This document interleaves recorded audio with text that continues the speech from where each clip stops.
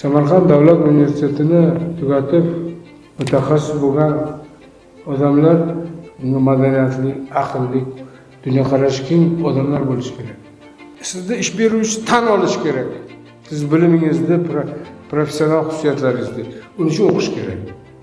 Talaba o'zi kirib, informatsiya yig'ib, tahlil bo'lish kerak. Tahlil qilib o'sha narsani o'rganmasa, u bilimli bo'lmaydi. Mehnat qilishga to'g'ri keladi. Mehnatlarning ichida eng og'iri bu bilim olish, o'qish.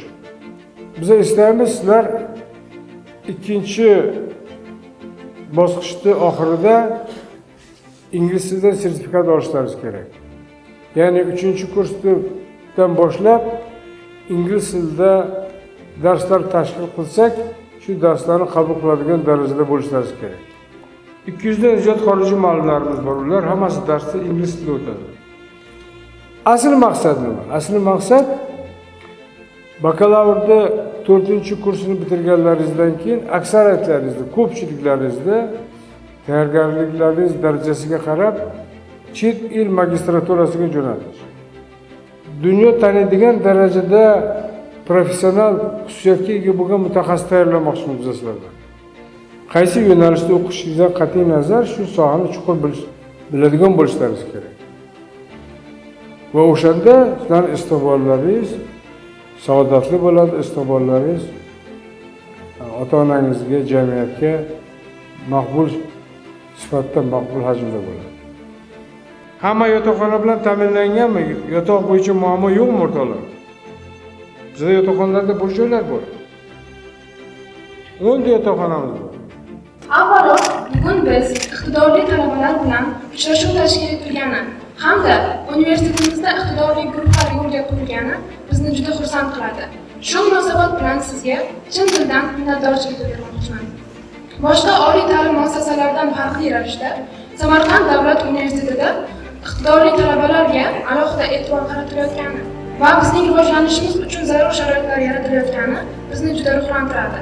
Bu e'tibor va ishonch bizni o'z ustimizda ko'proq ishlashga, bilim va tajribalarimizni oshirishga undaydi. Yaratilayotgan imkoniyatlar va doimiy qo'llab-quvvatlash uchun sizga yana bir bor samimiy rahmat aytaman. Biz talabalar bu ishonchni albatta qilishga harakat qilamiz. Bugungi kunda siz bizga qilayotgan shunchaki jiddiy imkoniyatlar, sharoitlar uchun sizga minnatdorchilik bildirmoqchiman. Bu aytmoqchimanki, faqatgina minnatdorchilik emas, bu bizning nafaqat ulkan mas'uliyat, balki natija ham talab qiladi. Masalan, shu yaqin kunlarda bizga reja qilinayotgan yangi bino biz uchun kutilmagan yangilik bo'ldi. Bu biz uchun zamonaviy auditoriyalar, yangi o'quv muhiti va yangi izlanishlar uchun katta sharoit yaratadi deb o'ylayman. O'zim hozirgi kunda video sertifikat sohibiman. Hozirda yana sertifikatimni xalqaro ISO hamda SAT soha sertifikatlarini qo'lga kiritishga harakat qilmoqdaman. So'zimning oxirida sizga bularning barchasi uchun kattakon rahmat aytmoqchiman. Rahmat. Shu navbatda rahmat aytishimiz kerak. Bugungi tizimni kiritgan bizda rahbarlarimiz bor. Mana hozirgi davrda ilmga, ta'limga, bolalarning o'qishiga, tarbiyasiga hech zamonda e'tibor berilmagan, hech qachon bunday bo'lmagan. Shuning uchun biz rahmat aytishimiz kerak, shunga izn berilganiga. Sizlardan talab qilinadi mehnat. Qizim, mana siz to'g'ri aytdingiz. Hozir mana Ishkarda biz matematika fakulteti uchun alohida bino quryapmiz. Bular hammasi sizlar uchun qilingan. Aql idrokni to'g'ri ishlatib, yaxshi bilim ola olsalaringiz, taqdirlaringiz zo'r bo'ladi, istiqbollaringiz zo'r bo'ladi. Shuni tushunmagan odam yo'lini adashtirsa, o'zini yo'lini adashtirsa, qolgan umri azob-uqubatda o'tadi.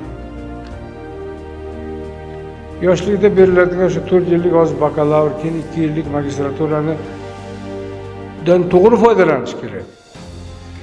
Ikkinchi marta sizlarga bunaqa o'qish imkoniyati bo'lmaydi. Bir marta, 2 marta universitetga kirmaysizlar. Bir marta bo'ladi. Ana shu bir martani to'g'ri foydalanish kerak bundan.